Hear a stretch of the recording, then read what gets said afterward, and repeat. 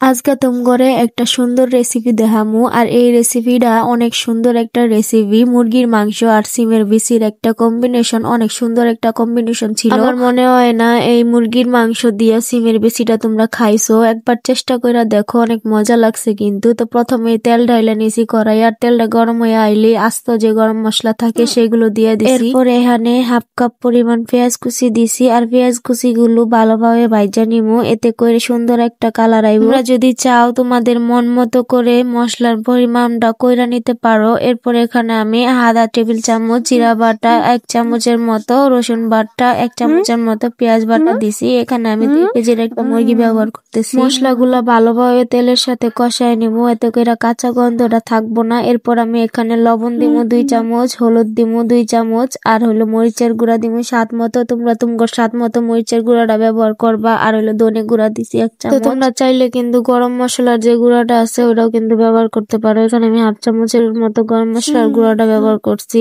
তার না চাইলে কিন্তু ব্যবহার করার দরকার নাই। তো যেহেতু আস্ত গরম মশলা দেওয়া হয়েছে এই জায়গায়, এরপর একটু পানি দিয়ে মশলাটা ভালো মতো কষাবো। মশলাটা আমার কষানো হইয়া গেলে এই জায়গায় আমি যে মুরগির মাংসটা কাইটা কুইটা রাখছি ওই মুরগির মাংসটা দিয়া ভালোভাবে মাংসটা কষাইমু। এরপর আমি সিমের বিচিটাও দিয়া দিমু, একসাথে কিন্তু সবগুলা উপকরণ কষাইমু। আমি যেই রান্নাটা করতেছি এটা সম্পূর্ণটাই আমি দেশি মুরগি দিয়ে রান্না করতেছি। আর দেশি মুরগি দিয়ে সিমের বিচি দিয়ে আমার মনে হয় না এর আগে কেউ খাইছো। আর এইটা কিন্তু অনেকটা সুন্দর, অনেকটা মজা লাগছে আমার কাছে, আর আমার পরিবারের সবার কাছেও কিন্তু এই রেসিপিটা ভালো লাগছে। তোমরা কিন্তু একদিন এই রেসিপিটা চেষ্টা করে দেখতে পারো। এর বিচিটা তো গইলা যাইবো, এতে কোনো সন্দেহ নাই। যেহেতু দেশি মুরগি নিছি, আর দেশি মুরগিটা কিন্তু অনেকক্ষণ কষায় কষায় রান্না করতে হয়। তো এই ফাঁকে তোমরা যারা আমার রান্নাটা দেখতেছো তারা চলতি কমেন্টে বইলা ফেলাও কে কোথা থেকে আমার রান্নাটা দেখতেছো।